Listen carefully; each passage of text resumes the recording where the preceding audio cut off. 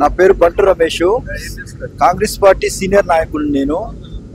ఇక్కడ నాకు మధురా నగర్ ఇన్ఛార్జిగా నాకు ఇక్కడ టిపిసిసి మహేష్ గౌడ్ అన్న గారు నన్ను ఆదేశాల మేరకు కమిటీ మెంబర్గా ఇక్కడ ఏర్పాటు చేసిండు.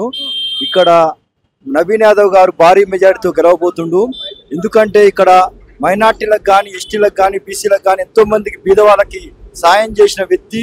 చదువు పరంగా కానీ, ఆరోగ్యపరంగా కానీ అన్ని విధాల కోచింగ్ సెంటర్లు పెట్టి చాలా మందికి హెల్ప్ చేసిండు నవీన్ అన్న. ఇక్కడ గత పాలకులు మూడు సార్లు గెలిచినా గానీ ఎప్పుడు కూడా ఇక్కడ అభివృద్ధి వైపు అడుగులు వేయలేదు. ఎక్కడ చూసినా గానీ స్మగ్లర్లతో అరాచకాలు సృష్టించి ఇక్కడ కావాలని చెప్పి నవీన్ అన్నని బ్లేమ్ చేస్తుర్రు. గత పాలకులు ఇక్కడ డ్రగ్స్ తీసుకొచ్చి అనేక మంది పిల్లలకు డ్రగ్స్ మాఫియాగా ఇక్కడ జూబ్లీస్ తయారు చేసిర్రు. కేసీఆర్ పాలనలో గత 10 సంవత్సరాల్లో ఎక్కడ కూడా జూబ్లీస్ లో అభివృద్ధి చేసిన దాఖలాలు లేవు. నవీన్ అన్న ఎంతో మంది బీదోలకి సాయం చేసిన వ్యక్తి.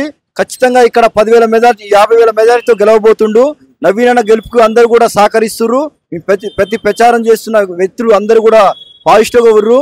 అన్నకి ఖచ్చితంగా ఇక్కడ భారీ మెజారిటీతో అన్న గెలవబోతున్నాడు.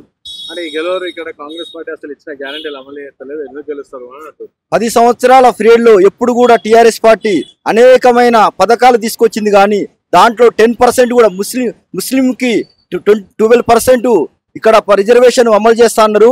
కానీ ముస్లింని మోసం చేసిన కేసీఆర్ ఇక్కడ పెద్ద దగాకోర్. కేసీఆర్ అనేక బీదవాళ్ళకి సాయం చేస్తాను, డబుల్ బెడ్రూమ్లు ఇస్తాను, ఎక్కడ కూడా బీదవాళ్ళకి సాయం చేసిన దాఖలాలు లేవు. కేసీఆర్ అన్ని కూడా బూటక మాటలతో 10 సంవత్సరాలు చేసిండు తప్పితే ఎక్కడ కూడా అభివృద్ధి చేసిన దాఖలాలు లేవు. జూబ్లీస్ 3 సార్లు గెలిపించినా కానీ ఇక్కడ అభివృద్ధి అనేది ఎక్కడ కూడా కనిపించట్లేదు. అదే బీదవాళ్ళు, అదే గుడిసెలు అదే విధంగా ఉంది. ఎక్కడ పోయినా కానీ నవీన్ అన్నకి బ్రహ్మరథం పడుతున్నారు. ఇక్కడ ప్రజలు మంచిగా అన్న గెలుపు ఖచ్చితంగా ఖాయం.